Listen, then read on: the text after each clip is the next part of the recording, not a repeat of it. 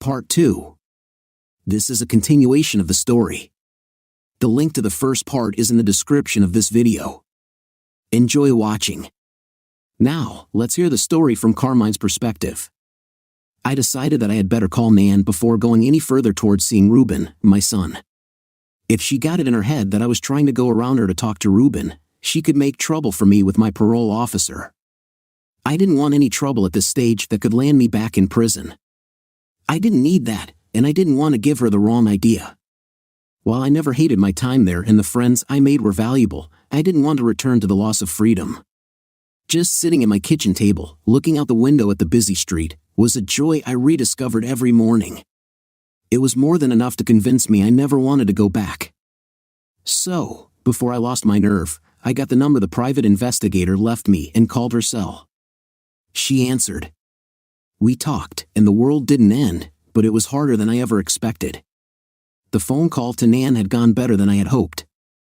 She was still angry with me for cutting her off as I had, but I had no choice. She and Ruben were better off without me.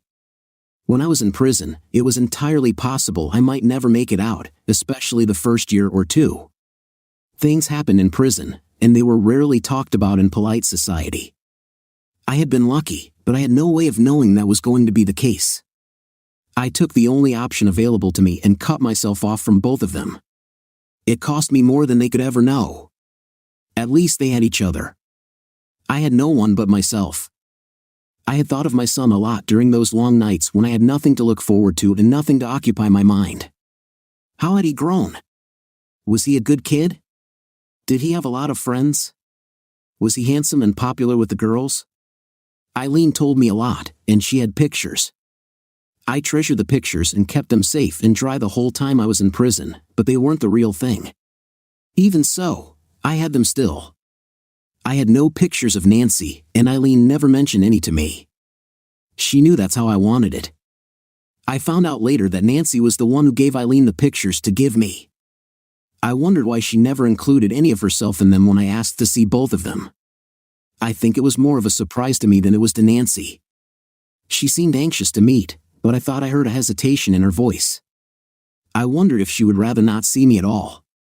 If that was the case, I could give her an out when I called back tomorrow, just let her off the hook. That might be best. Yes, that might be what she preferred. The thought of seeing her again gave me a sudden boost of energy. I had tried to put her out of my mind all the time I was being held for trial.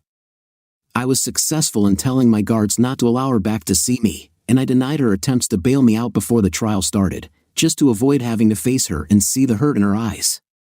I made the deal to put me in prison just so I wouldn't have to face her. It wasn't a brave thing to do, and any attempt to convince myself that I did it for them was false. I knew better. I knew the truth. I was afraid to face her. I was afraid she would tell me she didn't love me and wanted more than I was able to give her. I was afraid she would tell me she loved someone else. So, I cut her out of my life. Ruben was a casualty of that fear. If he came, she would come with him, and I would be able to see the truth in her eyes.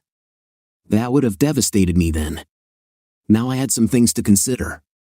Eileen told me during her visit that Nancy had sold the house and moved to a small town east of Columbus. She and Ruben lived alone, and Nancy had gone to work at a vet's office.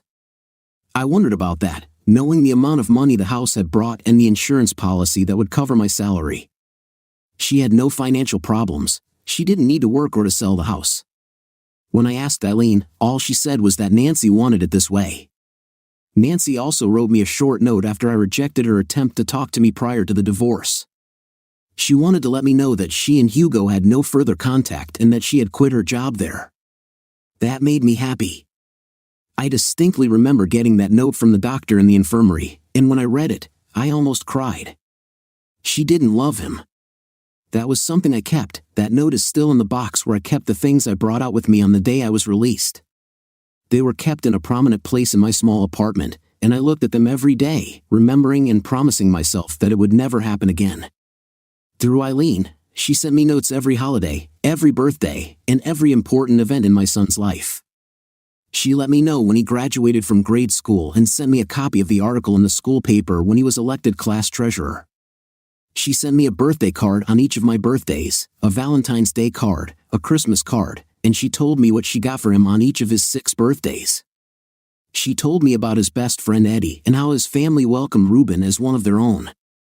She signed each one, "Love, your wife." I kept them all, but I answered none of them. Now I was about to make the first major change in my life since I got out.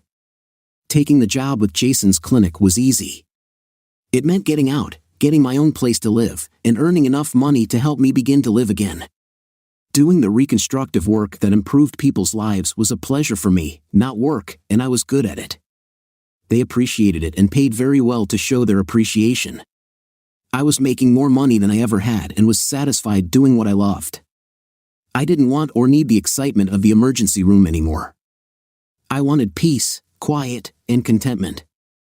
I had 2 of the 3 now, and that wasn't all bad. What I was about to do might well mess up my life. I decided to go over to my parole officer's office first thing in the morning and talk to him about my plans. I thought he might be hesitant to allow me to go, but I hoped I could convince him of my good faith. He had begun to trust me, calling only once or twice a month. He called first thing in the morning when he knew I was getting ready to go to work. He never embarrassed me by calling there and never tried to trip me up by calling at times he knew I would be out. I ate dinner out almost every night and had breakfast at the clinic. I was in the apartment late in the evening, but not much more. He knew where I was, so he called when he knew he could reach me. As a matter of fact, we had beers together every couple of weeks. He knew me well, and I liked to think we could be friends once I was done with my probation.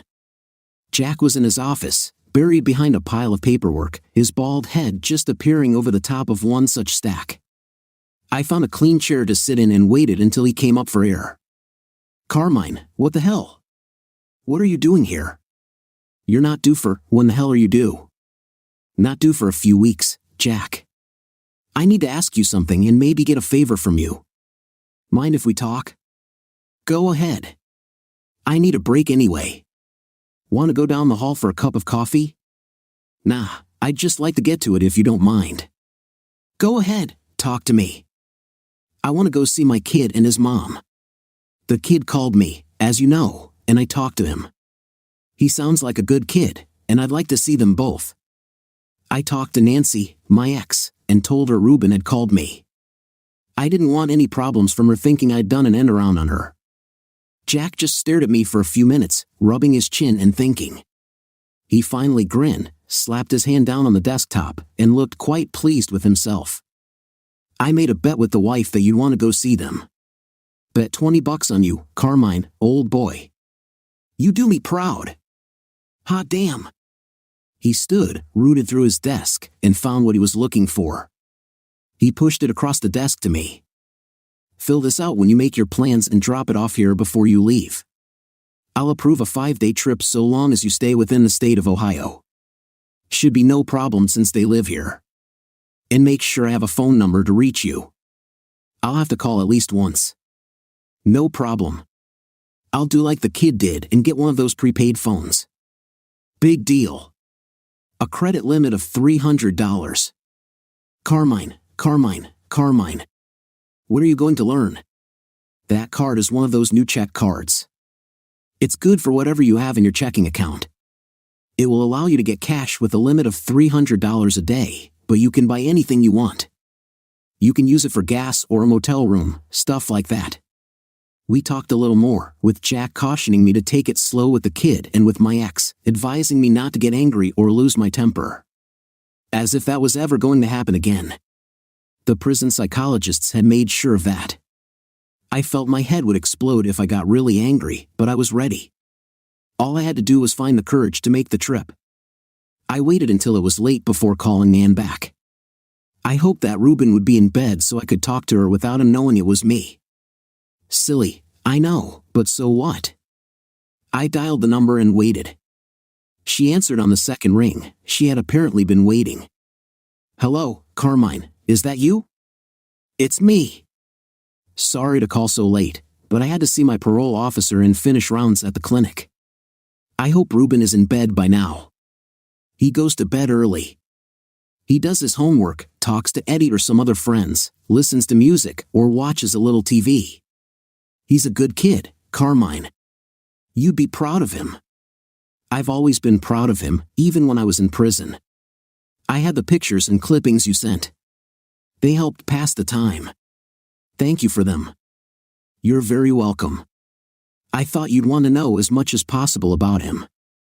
I worried it might be too painful for you, but you never asked Eileen to stop, so I kept sending them. I'm glad they helped. So did all the notes you wrote me. I got them all. I didn't answer, but I got them. I'm glad. Did you make the plans yet? Are you coming to see Ruben? Yes, I have 5 days to spend with him. When I come, I don't know how you feel about seeing me.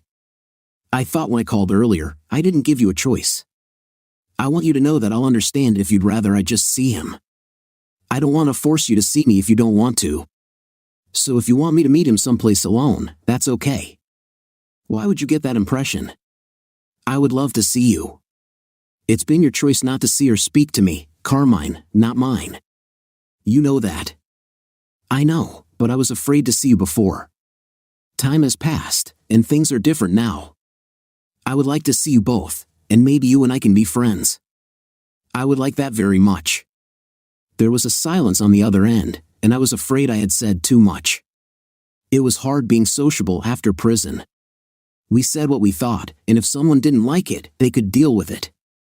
I had rank and protection, so I tried not to abuse it. Carmine, just come when you can and let's take it from there. Okay. I'm sorry. It's hard for me. I'll take next week off and travel on Sunday, arriving Sunday night. I'll get a motel and call you from there. Would that be okay? That would be perfect. I can take Ruben out of school, but I'd rather not. It's getting too close to finals, and he needs to be there. You can plan to pick him up after school and stay with him at our place until I get home. Then we can all talk together. Is that okay with you? You would trust me to pick him up alone without you? Carmine, you're his father. Of course, I trust you. I would trust you with his life. Thank you. I have to go now. Goodbye. I'll call when I get there. I had to hang up before I lost it. God, she sounded so sincere. She would trust me with his life, and I had gone to prison for almost killing a man. How could she trust me? It was more than I could take, and I found myself sitting on the bed crying. But then I remembered I had plans to make and things to do. I was going to see my son and Nancy. Meanwhile, Nancy called. I waited all day and began to believe he was not going to call, but he did. He was coming to see us both and wanted me to be free to bow out and not have to see him. What was that all about? Did he think I was afraid of him? That I didn't want to be with him again? How could he come to that conclusion? He shut me out, not the other way around. I told him I wanted nothing more to do with Hugo. I made sure he got the note the doctor told me he had read and understood, so he knows that Hugo was never part of my or Ruben's life. But Hugo was coming. I was going to see him again and talk with him. I hoped you would allow me to apologize for my mistakes and for making him go through so much. It was my fault that he spent all those years in prison, away from his life, work, and son. I had to let him know how sorry I was, that it was never anything he did that caused me to act so selfishly. God, how selfish was I? Even now, thinking back, it makes me sick to my stomach. I wonder what he thinks of me now, or if he even thinks of me at all. Did he think of me during all those years like I thought of him? How many nights did he fall asleep, longing for my presence, wishing it were me by his side, the way I did, wishing for him close to me? How many nights did I spend feeling the void of his absence, yearning for him, remembering the times we were together before everything went wrong? All those years lost, nights we could have shared, creating new memories instead of dwelling on the past mistakes. It made it even worse for me that the last person I was with wasn't even my husband, it was Hugo, the man who played a role in destroying my marriage and sending the man I loved to prison. Even now, that thought makes me sick to my heart and stomach. When the memory surfaces, as it does on those days when it feels like the world is against me, I end up on the bathroom floor, still wet from the shower that never seems to make me feel clean. Regardless of what people say, time hasn't lessened the pain. It remains as vivid in my memory as the day it happened, and I hate it. I pray that I could forget it, but so far, my prayers haven't been answered. It's done, and it's over. I need to stop wishing and apologizing over and over. It doesn't help anything. I need to stop waiting for fate to come along and punish me so that I can then be forgiven. God doesn't punish the guilty and reward the innocent. That's for stories and books. In the real world, innocents like Carmine pay the price for the guilty, like me. I stayed home, free to come and go as I pleased, while Carmine was locked up for trying to protect what was his. Hugo got off scot-free, taking something that didn't belong to him and paying no price. Sure, he got beaten up, but that wasn't much of a sacrifice for taking what wasn't his to take. I paid a high price, losing the man I loved. When I think of it that way, the price I paid was actually quite steep. Maybe there is something to the idea that God punishes the guilty. Now that he called, I had to tell Ruben. I needed to tell him I knew his secret, that his dad wanted to see him, and that he was coming for 5 days. I wanted to tell him when he was home with me, so I could manage his expectations. I didn't want him to get his hopes up for a family reunion, as Carmine had said that wasn't going to happen. Carmine made it clear that Ruben shouldn't get his hopes up. Nothing was said about my hopes, those were my concern, and I would handle them myself. Ruben was my main focus right now. Tomorrow, after school, I would tell him. Tomorrow is a Thursday, which would give him 3 days to prepare. 3 days might seem like nothing after the 7 years he had waited, but to a kid, 3 days can feel like a lifetime. Should I wait until almost Monday? Would Carmine call when he arrived? What if Ruben answered the phone? No, I would tell him tomorrow after school and be done with it. Meanwhile, Ruben's dad hasn't called back yet. I know he will, it's only been a week since I last talked with him. I would call him, but I don't know his number. He didn't give it to me when he called, and the caller ID showed it as blocked. But I know he'll call, he said he would, and I believe him. I just have to be patient. That's what Mom always says when I get anxious, just be patient. It will happen when it's supposed to. It's hard to wait, though, as time drags on, but I have no choice. I'll wait. Why doesn't he call while I'm at school today? It's just a trip to the water purification plant, big deal. I don't care how they make the water safe to drink. I like bottled water and use my allowance to buy it as often as I can. Eddie and I carry the bottles around all day, and sometimes I fill an empty bottle with water from the fountain. It's still better than tap water. I listened to the presentation about the big tanks, settling tanks, algae, and chemicals, trying to remember it all for the quiz later.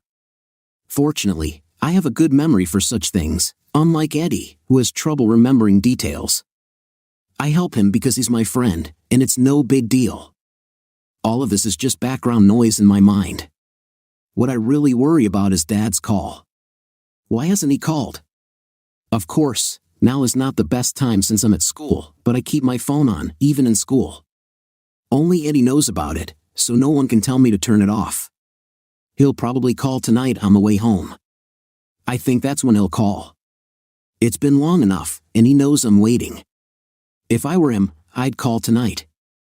The day drags on, Eddie makes smart remarks under his breath, and I struggle not to laugh. He's just trying to get me in trouble, so he can tease me. It was too funny not to laugh, so I did, and now the teacher is glaring at me while Eddie looks innocent. He knows, so he'll be on his guard, which makes it harder to get him back, but I will soon enough. Eddie is talking to one of the girls in our class that he has a thing for. He wants us to double date sometime, but I tried to tell him my mom would have a fit if I went out on a date. Anyway, after hours of boring stuff, school is finally over, and Eddie and I walk home. I have my cell phone in my hand, willing it to ring. It makes a sound like little bells ringing, so I know it's mine. Eddie watches me, looking disgusted. Come on, Ruben, he'll call when he's ready.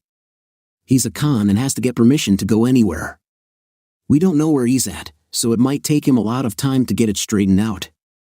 You've got to wait, man. Yeah, I know that, but it's been almost a week since he said he'd call. Do you think he's changed his mind and doesn't want to see me? Maybe that's it, he doesn't want to see me after all this time. No, man. He told you he'd call, and he will. You just have to wait. He's the boss and knows what's best. Just be sure to tell me when he calls, okay? We walked along in silence, Eddie tossing a ball in the air while I just followed him. By the time it was time to part ways, Eddie heading toward the nicer homes and me toward the apartments, he still hadn't called. I was disappointed, but Eddie just said to be patient. What choice did I have? I waved to him and headed home. Another hour or so before Mom got there, but she wanted to know I was home and safe. I had no issue with that, knowing it was just her way. I went in, shut and locked the door, and then called to let her know I was home. She seemed in good spirits when she answered and promised to have something exciting to tell me when she got home, probably about one of her pets or something like that. At home, I left the phone turned on and laying on the table where it would stay until Mom got home. He still had time to call, he knew when Mom would be home, so he had time. I sat down with a Coke, watched the phone, and waited patiently. But when I heard her car pull in and stop, I turned the phone off and hid it in my room under the dresser. Maybe tomorrow. Mom came in with a pizza and some salads. She usually fixes something during the week, but tonight she must not have had time, or maybe she had plans for us to do something else. Whatever the reason, we had pizza. I loved pizza and didn't care why she made that choice. I got plates and napkins, and we sat down to eat, pepperoni and extra cheese, just like I preferred it. Pizza Hut too, man, this was a treat. We sat and ate, and I had 4 pieces to her 1.5. It was great. I sat back, full and satisfied, and smiled at Mom. Great meal, Mom. What's the occasion? Pizza is a real treat and not something you do very often. Did you get a promotion or something? Mom just smiled back at me, looking very pleased with herself. She looked down for a moment, then leaned back in her chair and said, "Guess what? I know you have a cell phone and that you talk to your dad. Did you think you could keep a secret like that from me? Did you think I wouldn't find out?" I was surprised. How could she know? Who told her? Eddie never would have told. So, who told you about my cell and that Dad called? Mom was grinning from ear to ear, laughing out loud and slapping the table in glee. Your father told me. He called to let me know you contacted him and that he wanted to come see both of us. He wants to see us, Ruben. Your father is coming Sunday night to spend a week with us. Really? Is he really coming this weekend? Where is he staying? How will we know where he'll be? Did he say where he was going to stay? Can he stay here with us? I can give him my room and sleep on the couch or in your room. Can he please, Mom? Ruben, calm down. I don't know where he will be staying yet. He said he would call as soon as he gets here. He has 5 days to spend with us, so there will be plenty of time to decide those things once he arrives. But Ruben, you have to let him decide what he wants to do and where he wants to stay. Understand? He isn't coming home to us, he's coming to visit, that's all. Do you understand? Yes, okay. I am just excited to see him after all this time. I was just a little kid when he left. He won't recognize me now. How will he know it's me? I sent pictures. Eileen gave them to him, so he knows what you look like now. He's your father, Ruben. He'll recognize you. Now, let me tell you how it's going to be. First, you have to stay in school, but he will pick you up after school and bring you home. Then you and he can talk and get acquainted. You'll have plenty of time to get to know him and for him to get to know you. I'll see both of you when I get home at my regular time. That's how it's going to be. Do you understand? Yes, I understand. He'll be there to pick me up after school. I can introduce Eddie to him. Eddie wants to meet him, and I said I would try. But if he picks me up at school, maybe both of us can ride home with him, and then Eddie can head home. Would that be okay, Mom? That sounds perfect. Now let's see what we have and what we need to get before he arrives. Let's make a list. Meanwhile, Carmine, now the die was cast. I had made my decision and had no choice but to follow through. I wanted to see Ruben again. It had been more than 7 years since I last saw him or talked with him. He must have grown so much. The picture showed the boy that was Ruben, but he looked so different from the child I remembered. I still thought of him as a 9-year-old, but that was in the past. He was now a young man of 15, and he would be almost a stranger to me, as I would be to him. But that would change quickly once I met him again. And Nancy, how would she react to my return? I had shut her out when everything happened. I had my reasons, and they were good ones, but would she understand them now? And what about what she did? How would I handle that? Time had passed, and so had many of our plans and dreams. I had to admit that when I tried to picture Nancy now, nothing came to mind. Maybe too much time had passed for us to have any basis for a friendship. Too many questions to answer and no foundation on which to base any answers. Whatever the future held, my path was ahead of me. There was no going back, no way to undo what had come and gone. We had all paid a price for what happened, and if I was honest, I considered the price paid in full. Whatever happened now was all new, and the past had no part in it. That was a lesson learned in prison, but an important one. We all believed it, and we all lived for it. I finished packing my meager belongings and threw the suitcase into the back of my pickup. I climbed in, started the engine, put the shift in drive, and was on my way. I lived in the northwest part of Columbus, not far from the clinic, which was located closer in and near the Brookside Country Club. For me, this would be an easy trip, just a short drive to Groveport proper. I had reservations at a Holiday Inn and promised to be there before 6 o'clock in the evening. It should be no problem. I drove, feeling the freedom to do something I hadn't done since I got out, travel. It was still a strange feeling at times to be free to do whatever I wanted without someone checking. I arrived at the Holiday Inn at 5 o'clock, checked in, and used cash for most of the room cost to avoid testing my new credit card limit. I gave the clerk $300 at check-in with instructions to use it before charging the card. The clerk, a young woman behind the counter, smiled and nodded her understanding. I found my room, unpacked my few belongings, and settled in. Not wanting Ruben or Nancy to know I was here already, I decided to drive by Ruben's school and, if I was feeling brave, by their house to see where they were living. I got into my truck and followed the directions Nancy had given me. 20 minutes later, I had successfully found the school and was now on my way to their address, tracing the route Ruben walked every day. I found the boulevard Nancy mentioned as the main road leading to her location. After driving for several minutes, I saw the street sign for her address. I followed it for another half-mile before I saw the subdivision with its cluster of homes. I pulled into one of the streets with the same name as her address and, a few minutes later, saw the house. It was a small, single-level home nestled among similar ones.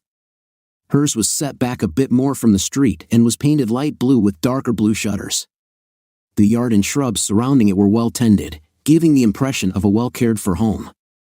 It was so different from where we lived before I went to jail, different in size, location, and just the overall idea of living in a place like this. It was hard for me to grasp that my son and ex-wife lived here. As I slowed, I saw 2 bikes in the driveway next to the house.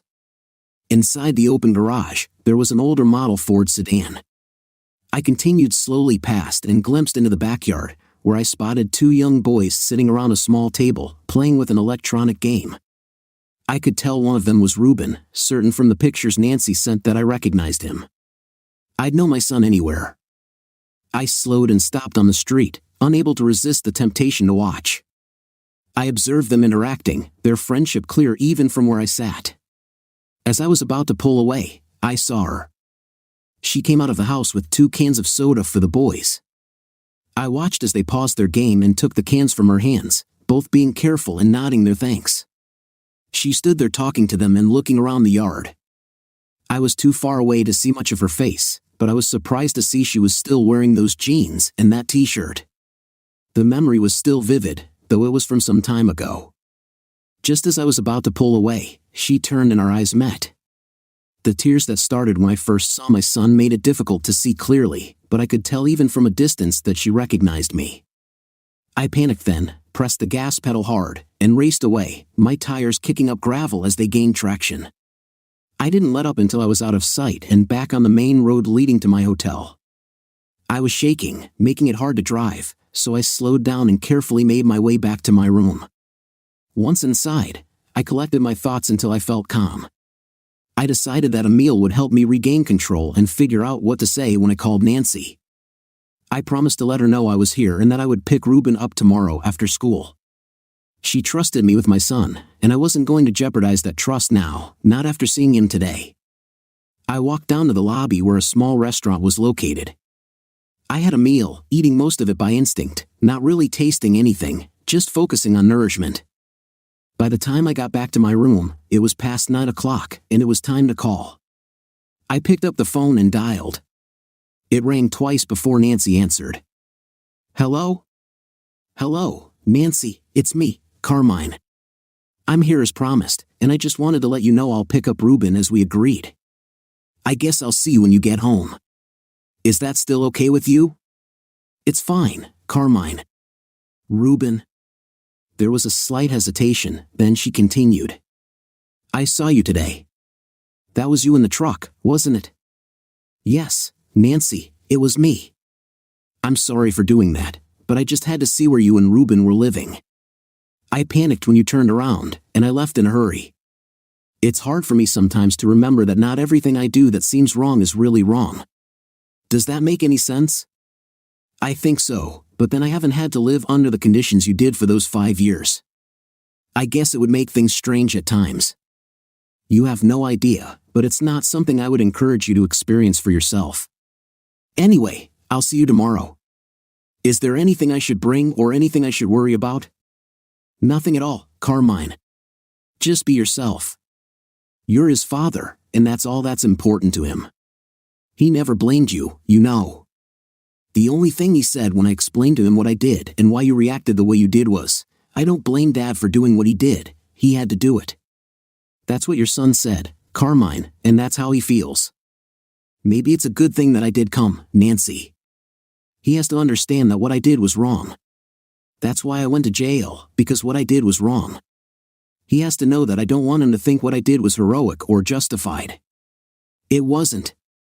But, Carmine, he understands that I was the one who caused you to act that way. It was not your fault. It was mine. He knows that I told him what I did to you, and he understands. He knows, Carmine. I owed both of you the truth. So when he asked, I told him about Hugo and what we were doing when you came home. No, Nancy, you're wrong. I'll talk to you tomorrow. Both of you need to understand. Until then, good night. I hung up, my frustration boiling over. How could she be so blind? She must know that her actions were never a justification for almost killing another man. Violence was not an acceptable option. I had seen the results of violence at the hospital, and I had vented my anger on those who caused such damage to others. I cursed them for their actions and the grief they caused. Yet, I had done the very thing I hated in others, the very thing I was against. How could she think I would put my son through the publicity and recriminations of a trial? Any actions we took would reflect on our son and on Nancy herself as the facts came out in public. I barely slept that night, keyed up by the thought of seeing and talking to my son for the first time in so long and needing to make them understand why I chose to go to jail. I had to make them see that I was wrong and explain my actions. Meanwhile, Ruben had called last night. I heard the phone ring and knew it had to be him. He was here in Groveport and was coming to see me after all this time. I wanted to answer the phone myself, but I knew Mom would have a fit if I did. She made me promise to wait and do things Dad's way. She said that if I didn't, Dad might just stay away. I thought she was crazy, but she knew him better than I did. So, I heard the phone ring and I just knew. I fell asleep thinking about what was going to happen the next day. The next day was one of the longest of my life. I told Eddie that Dad would pick us up after school and that I would have some time alone with him, just the two of us, until Mom got home. Then, we would all be together again, just like before. I remember Dad coming home all tired and smelling of chemicals. After he changed and showered, he was my dad again. We all laughed a lot, and Mom hardly ever got angry or cried like she does now. Then everything changed. Dad went away, Mom cried all the time, and things weren't so good anymore. Oh yes, I remembered. Finally, it was 3:30, and the bell rang for the last class of the day. I grabbed my books, slammed them in my locker, spun the combination lock, and headed for the huge double doors at the front of the school. They would be open now, and kids would be pouring out, heading home. I stopped by the display case just inside the doors to wait for Eddie. When he finally came down the hall, we ran out the front doors and down the 16 steps to the ground. Eddie and I ran to the front of the school and stopped, looking around. Then I saw him. He was standing in front of an old red Ford pickup truck. It looked like it had been around for many years, but that wasn't important. What was important to me was that he was there. I recognized him right away. "Come on, Eddie, there he is. There's my dad." I grabbed Eddie by the arm and started pulling him toward my dad. Dad watched us and then stepped away from the truck to wait for me to get there. When I did, I stopped in front of him and stared at the man I hadn't seen in 7 years. He looked at me and smiled. Then, without warning, he lifted me off the ground with his strong arms, holding me so tight that I was having trouble breathing.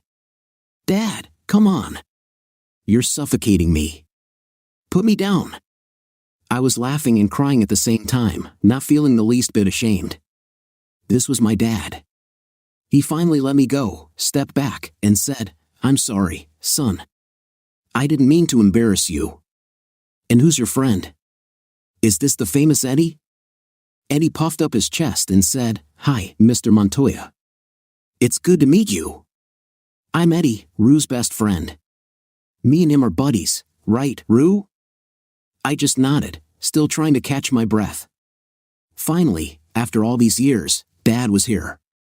I was still catching my breath as we got into the pickup and headed for the entrance to our place. Eddie came with us as far as the junction, and when Dad said he could drive Eddie the rest of the way, Eddie declined, saying he didn't want Dad to see where he lived. Eddie was embarrassed that his parents had money and we didn't, but I didn't think it was so bad. That was Eddie's choice. I told him I would call later, and we drove the rest of the way home. Dad seemed to know right where to go, so we were home quickly. I spent the next couple of hours with Dad, catching up and telling him all about me and Mom and what we had been doing since we moved. I didn't remember all that much about before, but he didn't seem to mind. He just seemed happy to listen, and I had no problem sharing everything I had been keeping inside until I could see him again. It felt like a dam had broken as we talked. I looked at him and tried to see how he compared to before. He was quieter now, not talking or laughing as much, and he seemed sadder somehow. He looked the same, tall, over 6 feet, not too heavy, with dark hair now touched with gray, and eyes not as bright as I remembered. But maybe my memory was at fault. He sounded the same, deep voice, same laugh, same grin when I said something funny or stupid. No, he was the same but also different. He called to order pizza, and we drank Pepsis and talked until Mom came home. I noticed Dad got really quiet when I told him I heard her car pull in. She was right on time as usual. He stood up and watched as she put her key in the door and pushed it open. She came in, threw her keys on the small hall table as usual, slipped off her jacket, and dropped her purse on the chair by the door. She didn't look up until she had done these routines. They just stood there looking at each other, and I was about to say something to break the tension when the doorbell rang. I think it was the pizza guy. Meanwhile, Nancy had a hard time focusing on her job all day. She was preoccupied with thoughts of Ruben and his father. She knew it was good for Ruben and that Carmine needed to see his son. She had no problem with that and was being honest when she said she would trust Ruben's safety to Carmine. Carmine would never do anything to cause pain for Ruben.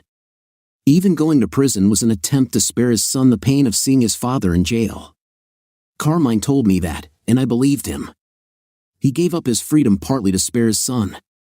I looked at the clock again and saw that I had a little over an hour to go. I knew they were together now, probably sitting at home and catching up on the past. Ruben had so much he wanted to tell his father and so many questions to ask. I was almost finished with the Labrador I was working on, giving him a flea dip, trimming his coat, and cutting his nails. He was a sweetheart of a dog, and his patience was remarkable. He let me do as I wished without any problems.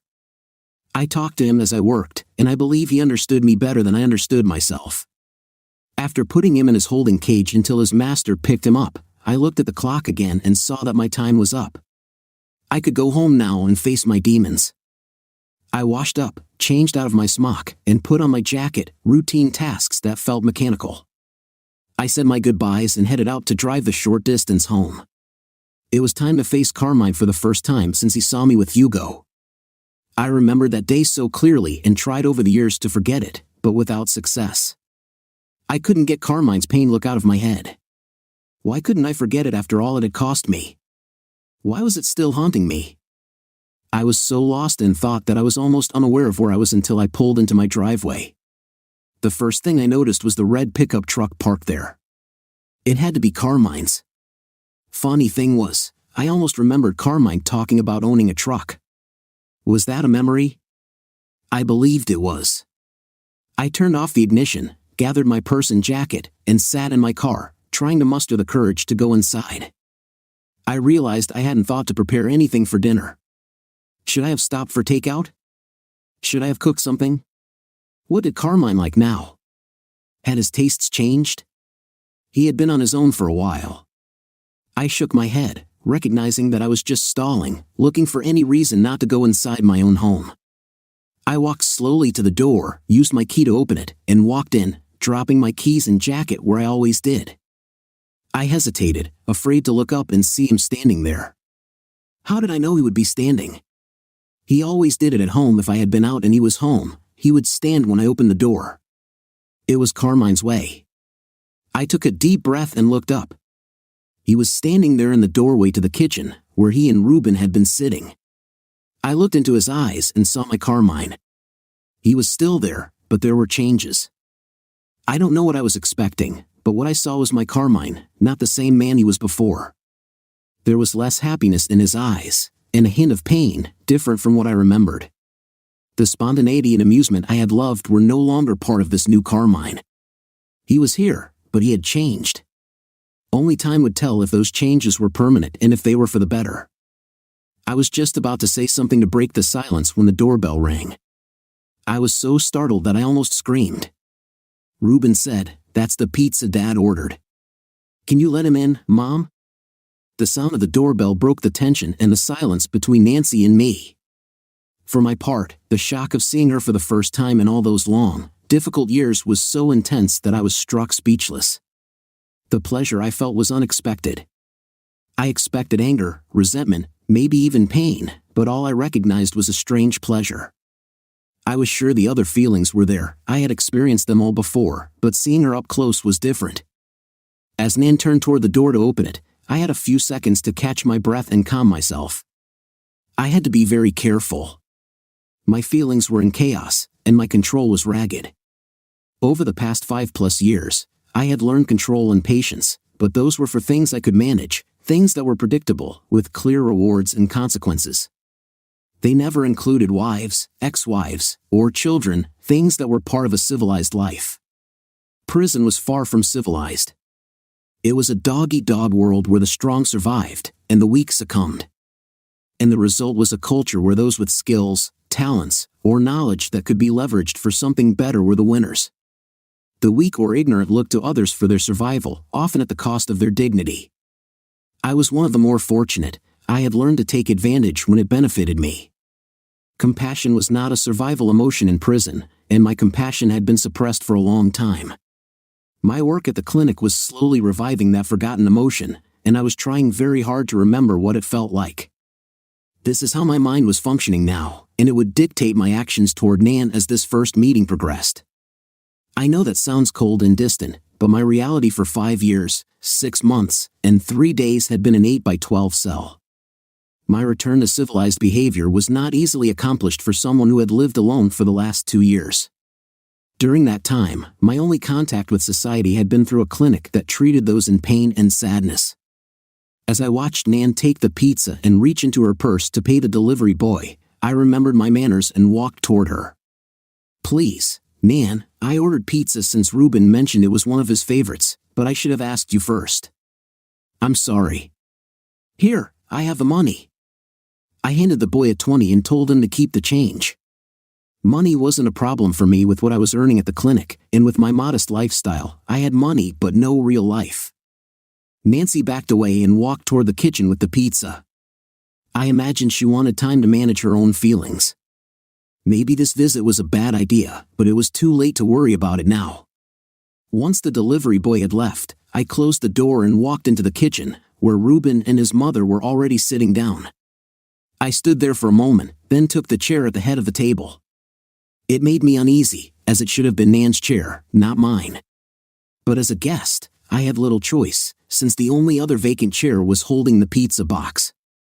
Nancy got paper plates and set them in front of us, opened the pizza, and used her fingers to place slices on her plates.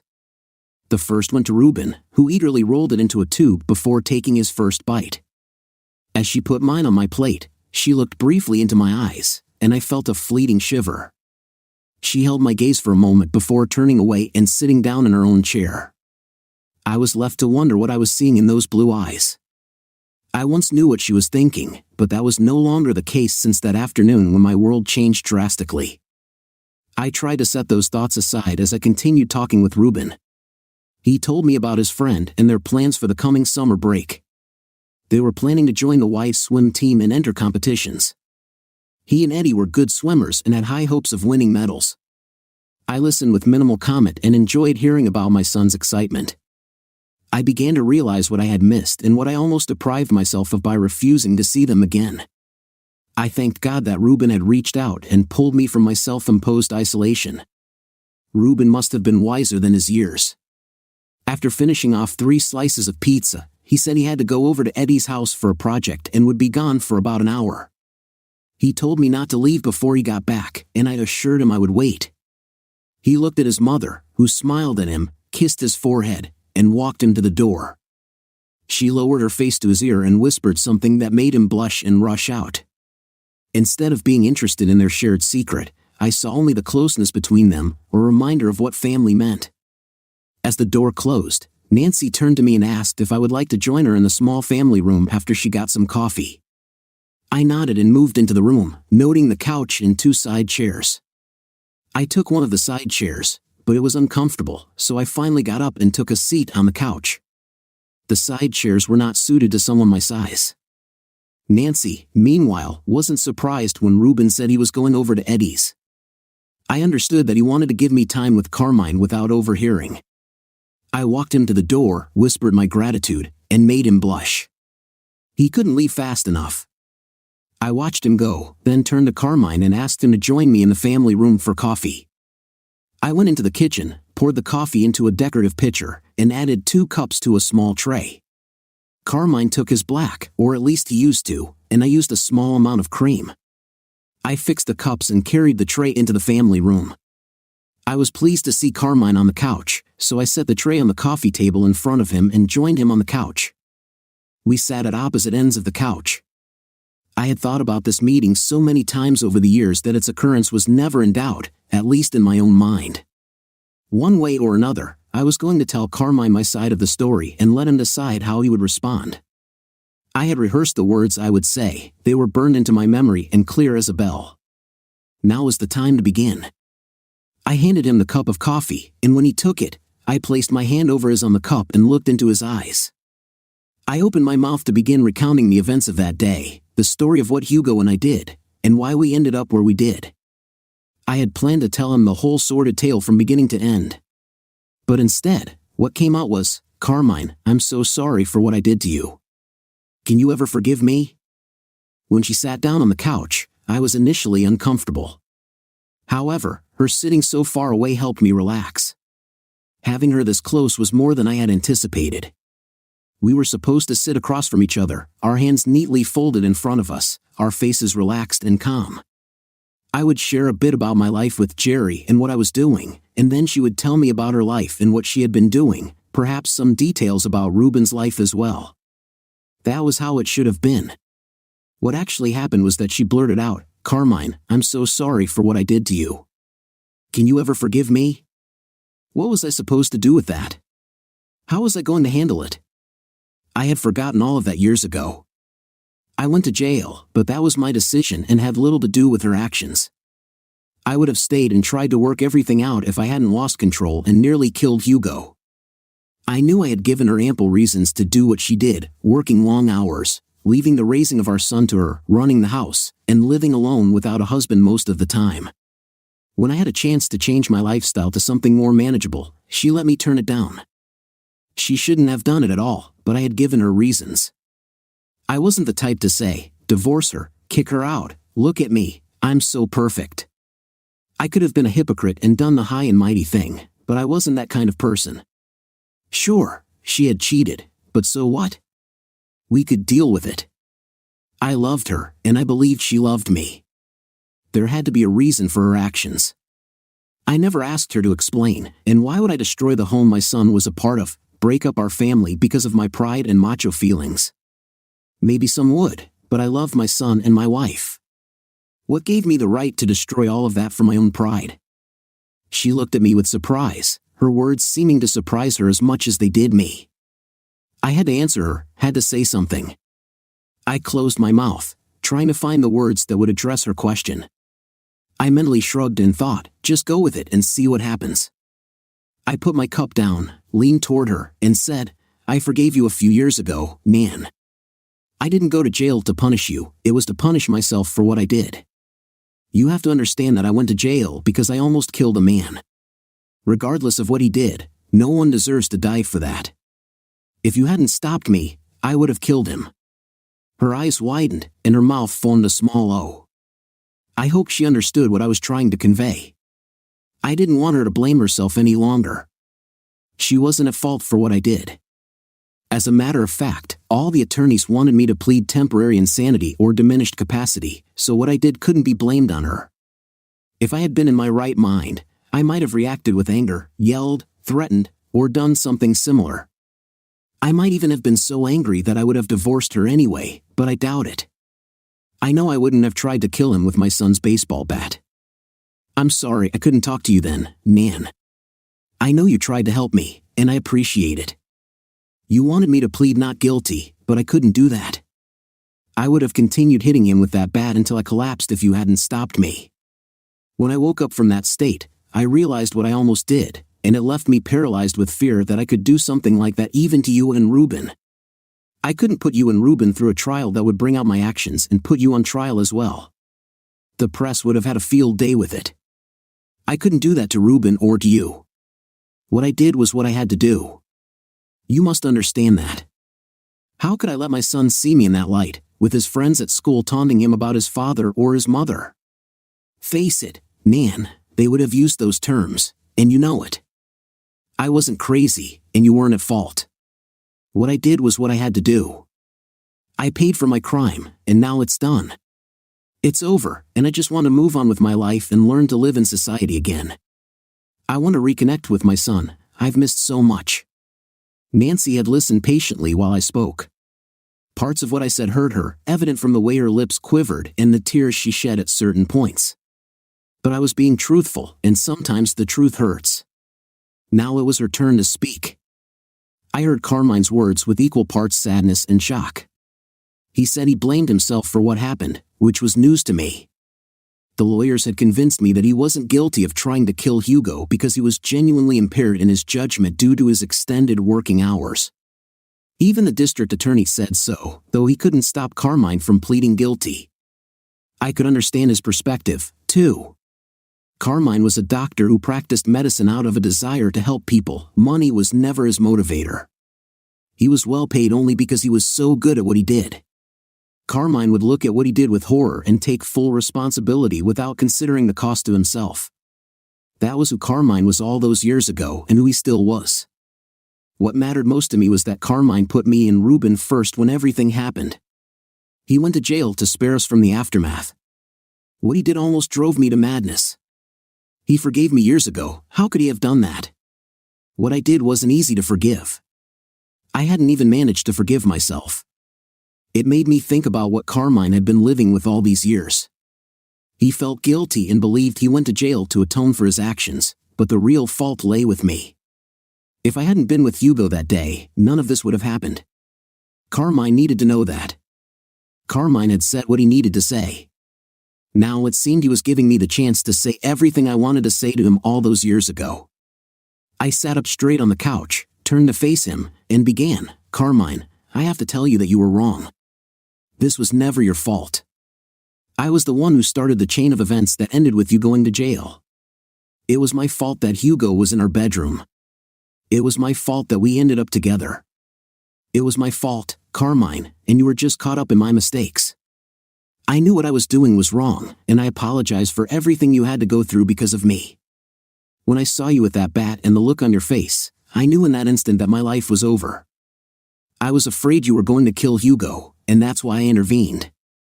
I couldn't let you go to jail for something that was my fault. I realized then that I had made a terrible mistake. I had to stop you from doing something irreversible, not to save Hugo but to save you. But when I saw your eyes, I became afraid. You were someone else then. I told the lawyer that, and he agreed that you were not yourself. Why didn't you let us help you avoid prison, Carmine? Why did you give up your son and your freedom for something I did? Carmine listened to me with a calm demeanor and warm eyes. He heard me, of that I was certain, but he was shaking his head, denying my words. I had to try again. Please, Carmine, I know I hurt you and our family. Ruben paid a price for my actions, and I paid a terrible price as well, but that was only right. I was guilty, not you. I can't forgive myself for what I did to you and the price you had to pay for it. I'll never forgive myself. Nancy, you must forgive yourself, Carmine said. I was the one who failed you and Ruben. I should have stayed and faced you, worked with you to save our family. Maybe it wouldn't have worked, and we would have separated anyway, but I should have tried. Instead, I took a bat and tried to kill a man instead of working within the laws to find a better way. What I said about the papers was true. I spared you and Ruben the humiliation of a trial that would have been vicious. I couldn't let that happen to Ruben or to you. Please, Nan, forgive yourself. I have forgiven you. I have even learned to forgive myself for what I did. I looked into his eyes and believed him. He had forgiven me and himself and found peace with what happened. But a new thought occurred to me. How did he feel about me? Was that thought selfish? Was it unworthy of me at that moment? He was here to see his son, not me, but the thought nagged at me. I searched my heart for the courage to ask. Carmine, can I say something to you now, something you might not want to hear? Carmine looked at me with a smile and nodded. Say anything, Nan, and I'll listen and try to answer any questions you may have. I still love you as much as I did before. Carmine, I never stopped, and there has never been anyone else for me before or since. Hugo had nothing to do with my love for you. You can believe that. Now for the real question, I said. Carmine was just watching me, his expression unreadable. I had to ask, can I ask how you feel about me, Carmine? Carmine continued to look at me, his expression giving nothing away. I began to fidget nervously, awaiting his answer. He stood up and walked toward the window, his back to me, his posture reflecting a sort of firmness. Maybe he was about to tell me that he no longer had any feelings for me. I wouldn't be surprised and I wouldn't blame him, but that's not what he said. Nancy, how I feel is rather complicated. I never stopped loving you or Ruben. When I made my decision to go to jail, I did it for the reasons I've shared with you. I believed I was doing the right thing for us as a family. I did that out of love for both of you. You have to understand that. But at the same time, even though I took responsibility for putting you in a position where things went wrong, I still struggle to understand why you acted as you did. I've found peace with myself and with your actions, but it took a long time to heal. I needed that time, and so did you. In my mind, our marriage had to end, the conditions were not going to change, and what happened was inevitable. No, Carmine, no, I interrupted. I did something that I still can't explain to you. I was the one who made mistakes that affected you and our family. I know how you feel about what you did, but you have to see that it was my actions that put you in that situation. You would never hurt anyone. You were so tired and mentally exhausted that when you saw me betraying you, you just snapped. That was all my fault and mine alone. That situation will never happen again. Carmine was shaking his head but turned to look at me again. His eyes were filled with tears he refused to shed. I felt a need to go to him and take him into my arms, but I was terrified to move, not out of fear of Carmine, but of his reaction. I couldn't bear to be rejected, that would have been devastating. No, Nan, our marriage had to end. We had grown apart with my long hours and you hating to be alone. Ruben was all that was holding us together. I was so absorbed in my work at the hospital that I often failed to think about either of you until I was on my way home. That was wrong. You and Ruben should have been my first priority. My job should have been just that, a job. I've come to understand that, and now I'm doing what I should have been doing before. I work at a job I like, but the job is not my life. But where does that lead us, Carmine? What do we do now? Just see each other when you come to see Ruben or when I come to get him. Is that all that's left between us? I asked. I can't believe that, Carmine. I just can't. You and I are two different people now, Carmine replied. How do we know how we'll feel after a while? You remember me as I was. I'm no longer the same man. I've learned things no civilized person should know and sometimes react in ways that are inappropriate. I can be dangerous to those around me. I have to remind myself every day that I'm free to do as I wish, and that is a huge responsibility for someone who never had to face restrictions. I always had it easy, and when it came time to act responsibly, I almost hurt someone badly without thinking.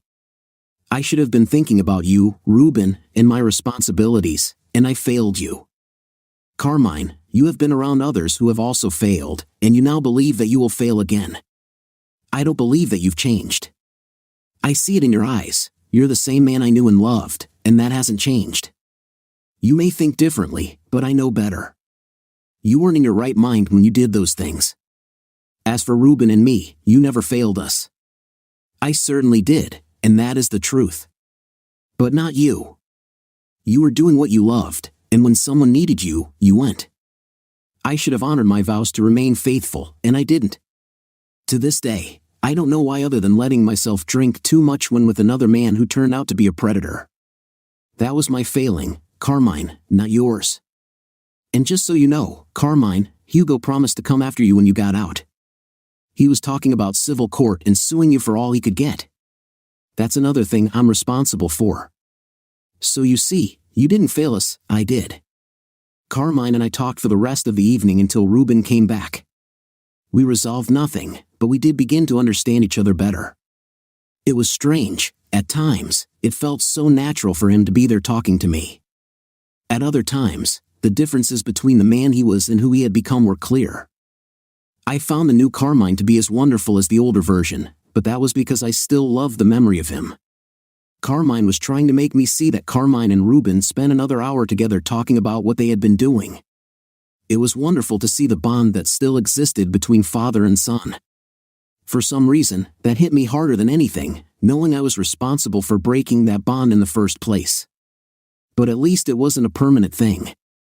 Ruben finally began to show his age as his eyes started to close despite his protestations that he wasn't tired.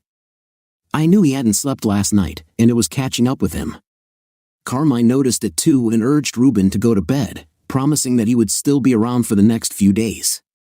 Ruben finally left, grinning after Carmine hugged him and I kissed his cheek.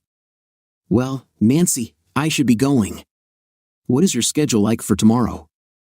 I'd like to spend some more time with both of you, of course, but you and I should talk some more. I'll get Ruben off to school and then call in for time off. I have a lot of vacation time coming, so it should be no problem. Is that okay with you? That would be perfect. I could take you out for breakfast if you'd like to go, I said. Any time is fine with me. Why don't you pick me up about 8:30? We can get breakfast and then spend some more time talking. Perfect, Carmine said. He rose and headed toward the door. I followed behind, wondering what tomorrow would bring. Whatever it was, I was prepared for it, and I hoped that things could continue to develop. But that was only my hope. I had no idea what Carmine wanted. As he opened the door, he turned, looked back at me, and said, "This went better than I had hoped. Thank you for seeing me, and thank you for making Ruben into the fine young man he is. Good night, and I'll see you tomorrow." With that, he was gone. This time, I knew he'd be back. Meanwhile, as I drove back to the motel, I reviewed the entire evening in my mind. Ruben was a great boy, and I was impressed with both him and his initiative. There was little question that Nancy had raised him well and instilled many wonderful qualities in him. I enjoyed my time with him and knew that I could never walk away from him again. I was in his life to stay now. Nancy was just as I remembered her. She looked exactly as she did back then, and if possible, she had become even more beautiful. For my information, she never dated or saw other men socially. That was interesting. But as I told her and as I fully believed, our marriage had to end. We really were two different people now. But that begged the question, how did I feel about her now? I had struggled for the past several years with that question, long before I came to meet them, and didn't want to face the answer. But I knew the answer as soon as she walked in the door today. Well, that was for another discussion. Tomorrow was just to find my son and his mother again. Back at the motel, I picked up the phone and placed a call. It was to a contact number I was given by my friend Pan Pan. Pan Pan and I had become friends in prison when he developed a problem that I was able to diagnose. I talked to the prison doctor who knew my background and recommended the proper course of treatment. It involved some laser surgery to reattach a torn retina, but it was relatively straightforward, and he was able to schedule it for Pan Pan, who believed he was going blind. He was grateful and promised to pay me back someday.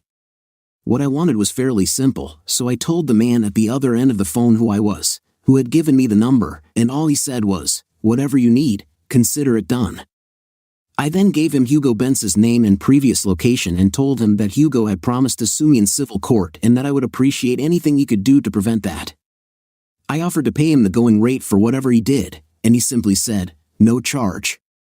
Pan Pan said to take care of you.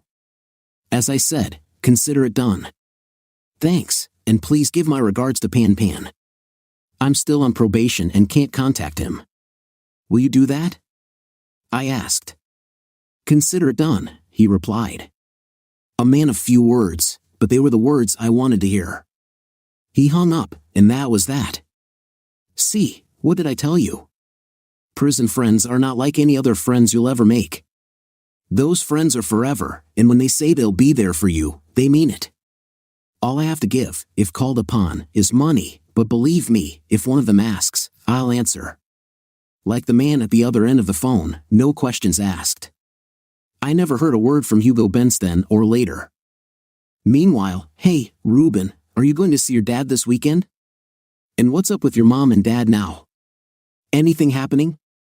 Eddie asked, tossing a ball into the air and pretending it was a fly ball that he caught with his glove. We were walking toward the ballpark, hoping to get into a pickup game. Eddie was really good and wanted to play for the majors someday. I guess he had a chance. Well, I don't know for sure, Eddie, but they've been spending a lot of time together lately. Dad came down last weekend, and he and Mom went out to dinner again. They do that a lot, maybe to get away from me. I don't mind because I like it that they get together. Maybe they're doing it, what do you think? Eddie was laughing, and I decided not to take him seriously. If I did, I'd have to hit him. He didn't duck or anything, so I took it as a funny comment. Nah, they don't even stay out that late. They always come home pretty early and pick me up from Mrs. Evans' place. We sometimes go out for ice cream before Dad goes back to his motel. Mom keeps asking him to stay, but he won't. I even told him I'd give him my bed and sleep on the floor in my sleeping bag, but he says it's best if he stays at the motel. I don't see why. When I go to see him, I have my own room in his place. Yeah, his place. What's it like? Is it neat? I bet he has a huge place all by himself. I've only been there twice, you know, and actually, it's pretty much of a dump. It's in a real bad part of town, and it's old and run down. His stuff is okay, and the big screen TV is really cool, but the rest is like his truck, just cheap and old and used. But it's okay with me, just to be with him. We go lots of places, and I go with him when he stops in at his clinic. He's part owner, you know. Cool dude. Hey, come on, I see some guys ready to play some ball. Come on, Ruben, let's get there before they choose up sides. I followed Eddie to the park and decided to sit the first game out. Eddie just shrugged his shoulders and went out to play center field. I sat down on the bench and watched. I was thinking about the question Eddie asked about my folks. I knew that Mom wanted Dad to come home to stay with us, but I knew Dad was not ready to do that. Mom was happier now that Dad was with us, even part-time. She dressed a lot nicer, took more care of herself, and even did something with her hair. It seemed lighter now and a lot prettier. Even I could see that. Dad told me a couple of times that he wanted to be part of the family again and wanted to spend more time with both of us. I thought that was a good sign and asked him if he and Mom were going to get married again so we could all be together. He didn't answer right away, but I saw his smile before he said that it was possible. I thought that was a good sign too, but maybe it will take more time. I don't know. I just hoped that it would happen. As I thought about it, I was pretty sure things would work out. Just then, Eddie called me and told me to take first base. The kid playing first had to go home for some reason, so I grabbed my mitt and took my place. I stopped thinking about my parents when the first ball was hit right to me. Dear listeners, please share your thoughts in the comments section below and don't forget to like, share, and subscribe.